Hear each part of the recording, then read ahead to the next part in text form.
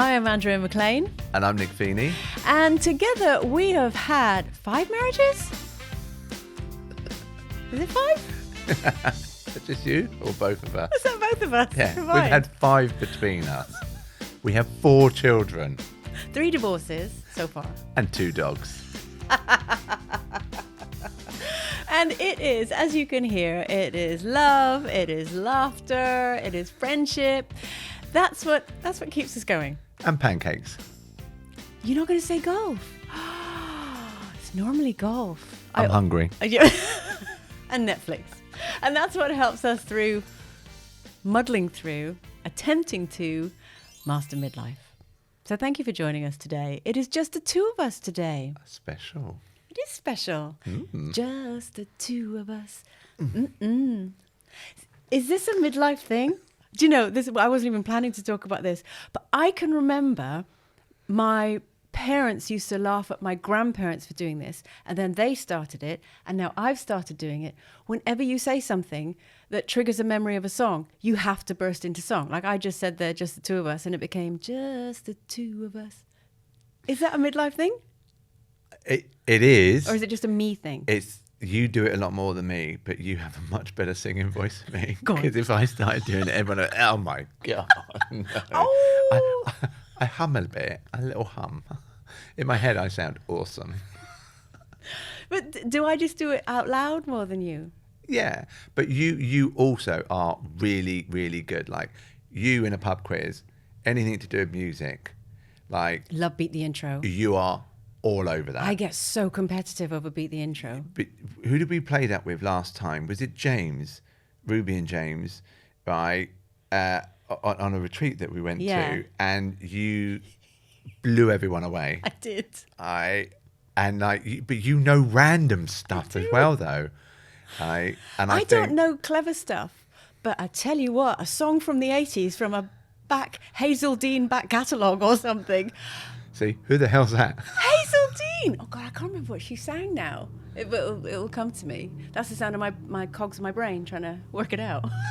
But I don't know any modern music. You know, my last piece of modern music I think was Fatboy Slim. Anything by Fatboy Slim. Anything from the 90s, I'm all over it. And then, I don't know, it all came a bit shouty and I sort of lost interest. But have we digressed? Oh, no. No. It's us muddling through. Exactly. But this is what our normal conversations are like. It's normally me hearing something, going off on a tangent, getting very excited about it, and then we kind of get back to where we were. A bit like a pinball, isn't it? Do you know, isn't that interesting? Because, yes, I suppose sometimes I am like that when I'm in a good mood and I'm kind of chirpy. I'm sort of like a pinball all over the place. But normally, actually, it's you who's like that, because you're like that with work. Yeah, definitely. You're like, think of 1,000 things at once. I'm like a tanker in that I take a while to get going, but once I get going, I am on course. Nothing will distract me. I will keep going. I don't need to stop for food or rest or water. I will keep going until the job is done. Whereas you're like, ping, ping, ping, ping. Very much. And I definitely stop for food. Definitely stopping for food. Do you know what? That leads really nicely into the first thing that I did want to talk about today. Okay. So I read this in the papers that apparently a study was done. Who does these studies? Wherever they are, I want to go where they do these studies. It was all about how to make the perfect fish finger sandwich. Okay. I definitely want to go on that study. Yeah? Yeah. Where do we sign up? I don't know. How do you make the perfect fish finger sandwich? I can't remember because I thought they got it wrong. Oh. Yeah. Okay, go on. By the way, the reason that we even care about this is because one of our go-to snacks is a fish finger sandwich. Oh. So, tell me whether 4 years. Yes. Well, just always. Absolutely. Tell me whether you think this was wrong or not. And this is what made me want to talk about it today. I didn't realize that I even cared about how a fish finger sandwich is made, because clearly there are a lot more important things in life to be worried about. And then I saw the photograph that was in the papers with it. They used ketchup. That's just wrong. I instantly pulled out my notepad and jotted this down as a hot topic of conversation, because you can't say you've made a perfect fish finger sandwich and put ketchup in it. Okay, tell me how did they make it? think they just had bread, butter, fish fingers and ketchup. That's it. Poor quality study, that's what I say. Right, we need to do our own study based on how we make it. How do you make a perfect fish finger sandwich? Fish finger sandwich. Chopped iceberg. Fish fingers. Of the lettuce kind, not the Titanic. Yes, definitely those, not the wet ones. Right. Salad cream. What kind of bread? Wrap or dirty white bread?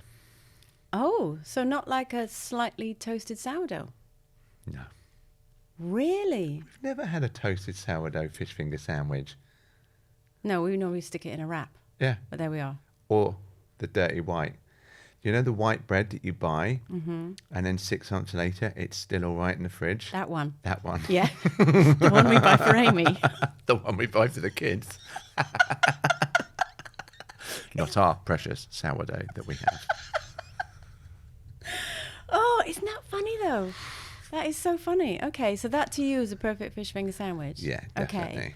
What else is there that you didn't realize you cared about until it gets served to you and it's not quite right? Because I know what my answer is.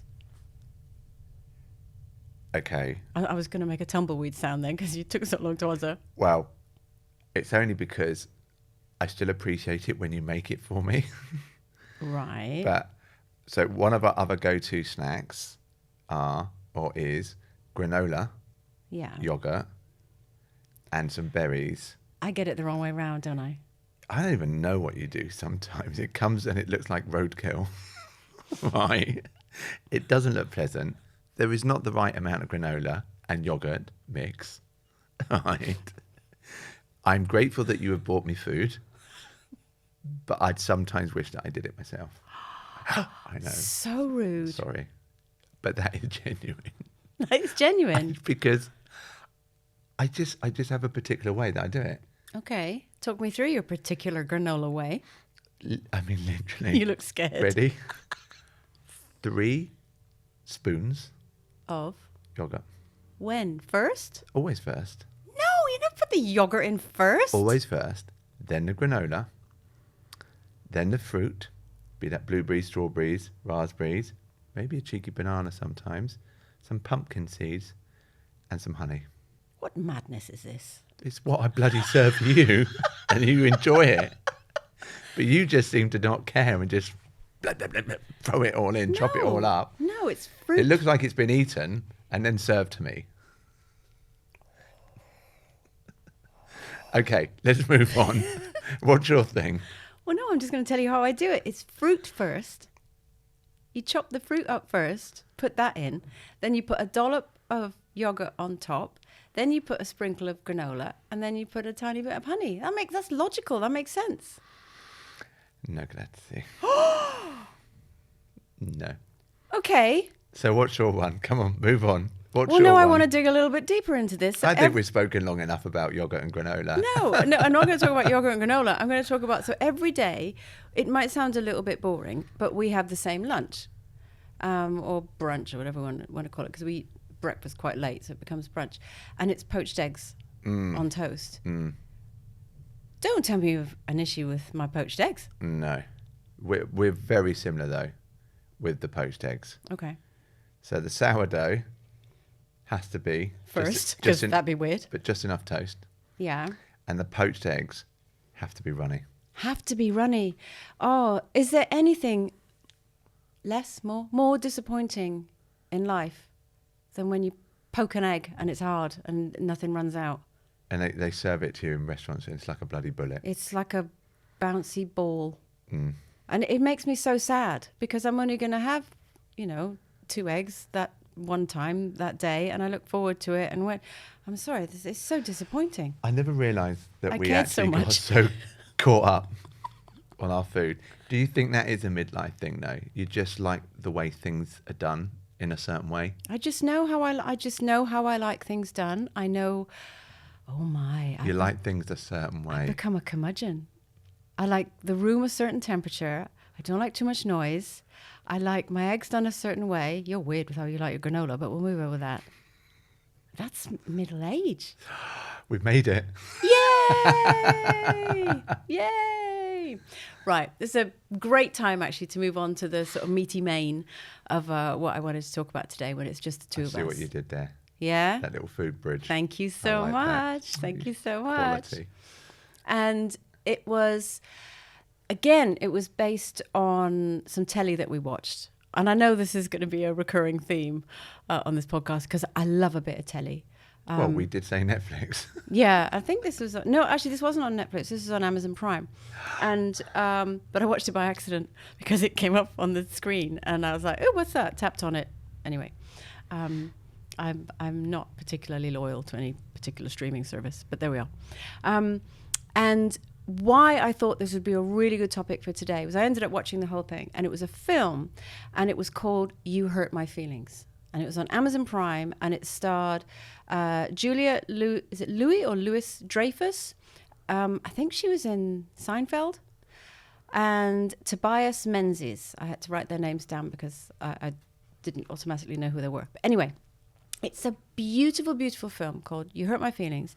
And what it's all about is this lovely, normal married couple, and they're kind of tootling along. And then she discovers that he's been telling her a little white lie about her writing, because what she does is she writes for a living, and he's been pretending that he likes it, and actually he doesn't. And it nearly destroys everything. Their whole world nearly implodes. Now you think, oh, for goodness sake, get over yourself.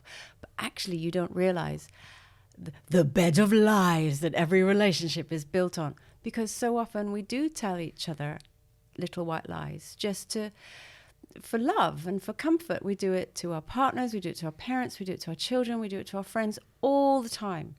You know, when someone asks us, and someone we love and care about asks us, you know, do you like my hair? Do I look nice in this dress? What do you think of this idea that I've got for this thing that I'm working on? We tell these little white lies all the time. And I just thought it was a really powerful thing and potentially dangerous thing. I was going to say, I'm getting very nervous here.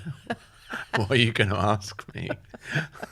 Because I feel like a little white lie coming on. No, I don't. It wasn't me. You look great. But don't you think it's interesting, the whole idea? What, that we tell white lies? Yeah. Do you know what? I think everything that you said there, it's so true. Are you disagreeing with me because you're scared? Yeah, a little bit. But we do it, don't we? Yeah, we do it. And we do it definitely for our children. You know, when they're younger. Do you remember? They bring up this absolute abomination of a picture or something, go, what do you think? It's you. And they go, no, it's not. And you go, oh, it's amazing. It's beautiful, darling. Put it on the fridge. Really? Okay. You sure you don't want it in your room? You know. But so, yeah, I get it. I thought you were going to talk about something else. I thought you were going to mention, do you remember and I won't say which child it is because I don't want to embarrass them. You can say it if you think it's all right. But when one of the children would come downstairs when they were experimenting with makeup, come downstairs, and we would just, both of us look like, and it looked like she had 2 caterpillars for eyebrows crawling across her face. And we would both go, oh, you ready to go then? You look lovely. And we both look at each other like, oh. Do you know what, though? It's like, I mean, that's prime example. And we don't need to say her name because if she listens, she knows who she is. She still talks about that phase herself. That's a prime example of saying a white lie. For love. You know, Absolutely. You don't want to hurt their feelings. But also, it's that flourishing stage, isn't it? They're trying to find themselves, work themselves out, experiment and everything like that. You know, I still remember when that certain young lady, one of my lovely daughters, we were on holiday, do you remember? And we went to knock on the door for dinner. And it was like that. Be careful how you phrase this. Oh, I don't know how to phrase it other than how I phrased it at the time. Is that fair to... Should I say that? Maybe tone it down a little bit. Okay. She looked like a lady of the night. She did, and she was 15. Oh, my God. Bless she her. opened the door, and we both went, ooh, wow. Is that what you're wearing?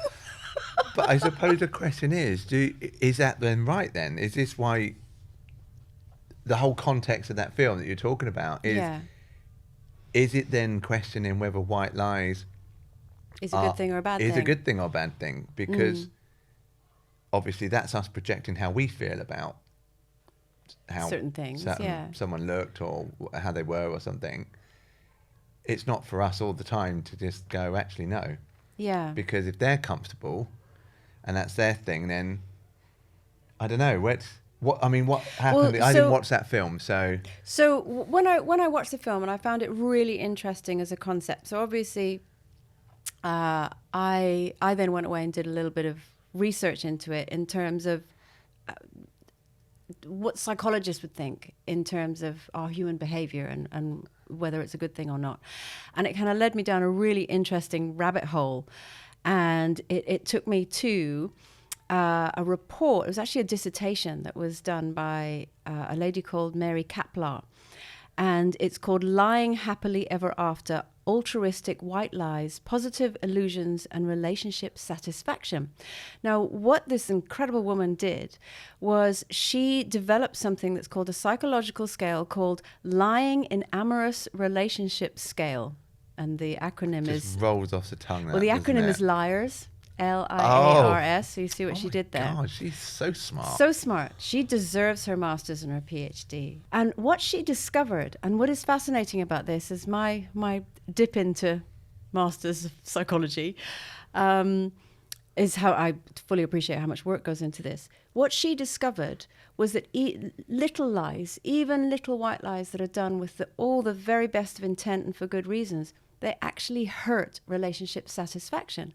So bearing in mind, she will have done a scale, I can't remember, there's a word for it, there's a certain psychological scale, not the one that she made, but in terms of where you can measure human reaction. But the scale basically concluded that people should be direct rather than telling a soothing white lie. And the reason for that is, and again, this is what's so interesting, is because lies cause distance. Why Even is the that? little ones. Because even the little ones, even when you say, you look great. I mean, oh my goodness. Send a bunch of psychologists in to work in television. They'd literally be lying down on the floor within a week, curled up in a ball. Because everybody walks around going, oh my God, you look amazing. You look so great. How are you? Everybody's lying. Everybody's lying. It's just one of those things. But when I started thinking about this, from a human behavioral point of view, which you know is my real area of interest. Why do we do what we do? Why do we think what we think? And I thought, actually, this makes perfect sense. It's logical because even when you say something with the truest of intent or the best of intent, which is, I don't want to hurt your feelings, or I know that if I say the truth about how I feel, it could cause either disconnect or discord. The words coming out your mouth really subtly don't match your body language and don't match the energy that you're giving off. And if you think about it, we are all mammals. We are all balls of energy. And we are, if you understand how if one cow in a herd gets spooked and suddenly the whole herd picks up on it, there is something so instinctive in our human behavior that we can subliminally, subconsciously pick up on whether somebody is telling the truth or not. And it's not just to do with the whole eye contact thing or looking down to the left or up to the right or whatever it is. We can subconsciously pick up. And what I find so interesting, and this is what I'd really like to unpick with you, is that sometimes even when I ask you a question and you give me a soothing answer, I know you're lying and I appreciate it. Do you know what I mean? If I say to you, oh, but how do I look? And especially if I'm not feeling particularly good in myself and you say, babe, you look gorgeous. And I just think, thanks for lying. Even though I know I've looked at myself in the mirror, I'm not blind. You know, if you're having a bad day or whatever. But I appreciate you for loving me enough to say it. Does that make sense? Yeah, I'm slightly confused now as to whether I should tell the say truth this or not. tell the truth now. Okay. So, because I also wonder, did you find out that you saying that to me is also a bit of a, so, okay, how do I look? And I say, oh, you look amazing. And I'm sitting there thinking, wow, not quite tonight, babe. Am I actually protecting myself? Interesting. by saying that white lie, giving you what I feel that you need, Yeah. but I'm actually protecting myself. Because Yeah. maybe you said it as we're going out the door or something like that. Now is not the time to go, not really, babe. No. Well, for many reasons. Go back upstairs. Try again. Try harder. Yeah, that's a really, really good take on it, actually, because it may not have. I'm picking up from you that, oh, that's so altruistic, and he loves me, and he's saying that to protect my feelings. But really, he's thinking, for the love of God, we're going to be late, or I'm not going to tell her how she looks because she's going to have a screaming nanny Rooney fit, as my granny would say. Not that I've ever had a screaming nanny Rooney fit, but you know what I mean. I'll get the ump. She has. Only when it was called for. But yeah, you're actually saving yourself. You're not saving me. That's interesting. But I would also bastard. imagine... Save yourself, right? Women and children first. And me. But do you know what? I would imagine that everyone listening to this is sort of racking their brains and all that when they do say these little things. Mm-hmm. And actually, most of these psychological points is when you become aware of something, have a curiosity when you start doing them more. Mm-hmm. So now that you know this conversation that we just had about white lies, notice when you do it next time and see if it is actually, no, I am just protecting myself here by saying this white lie, or no, I do actually want them to feel good.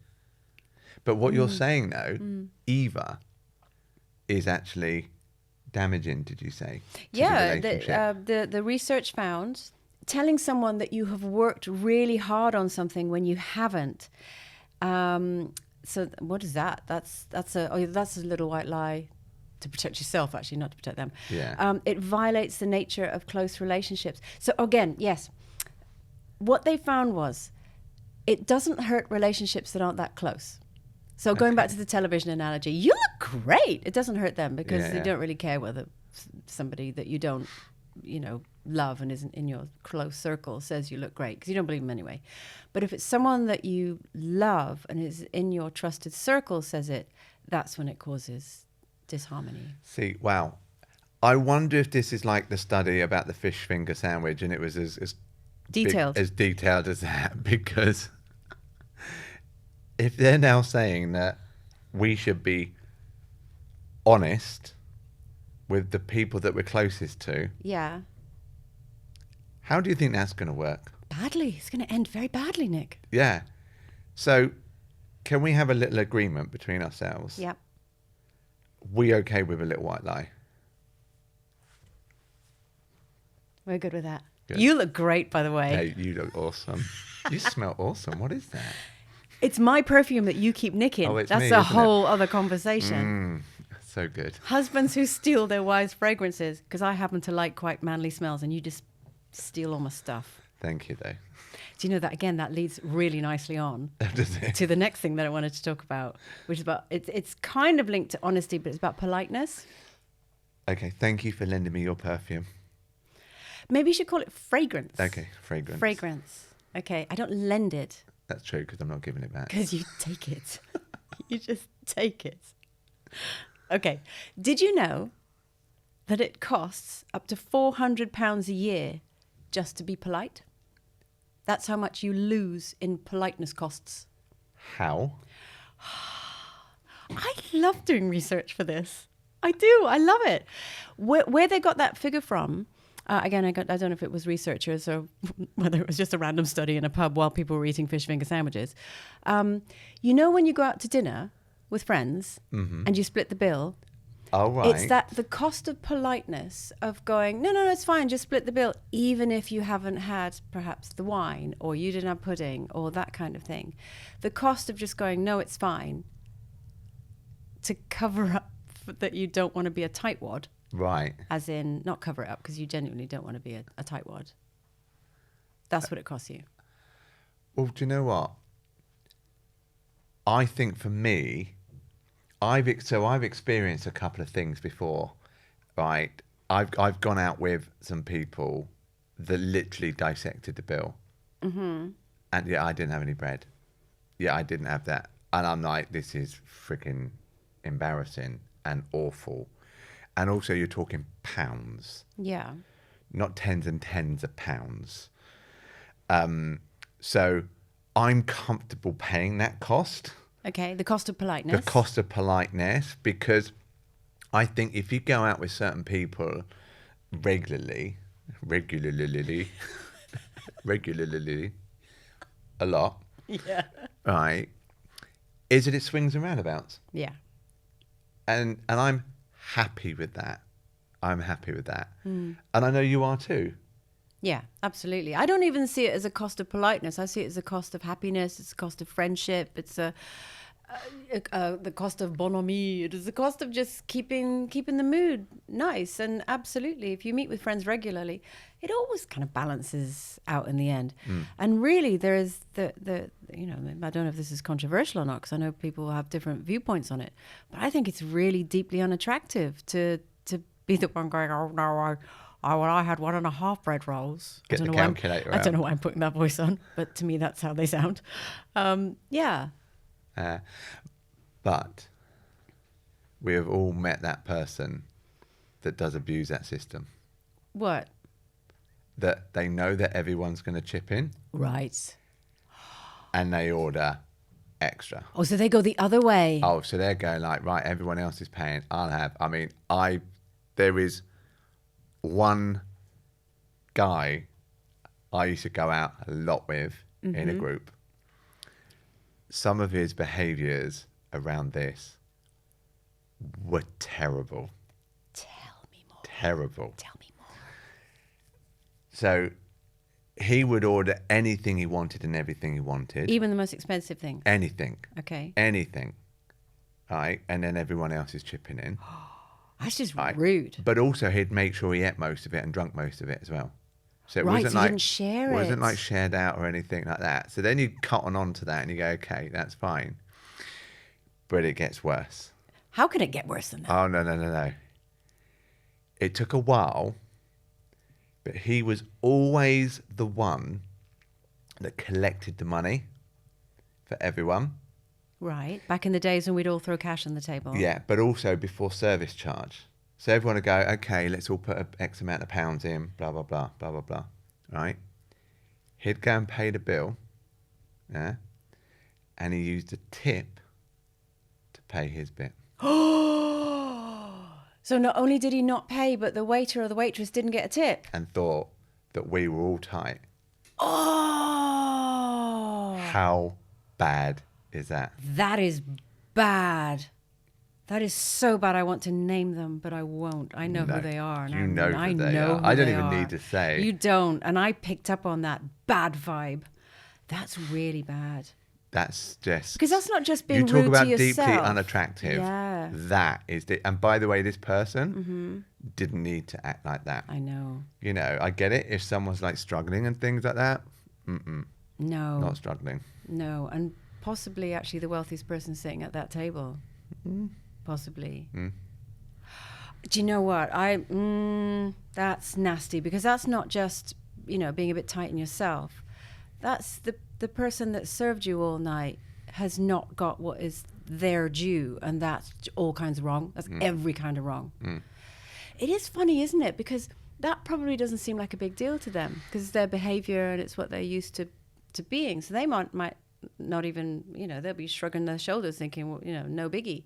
But, my dad is 78, and he still talks about a man who back in the 70s, as in 1970s, kids, who was always the last to the bar. He still talks, he's still outraged by this guy who I think is no longer with us. I don't know why I'm talking in hushed tones, because, he's clearly not listening.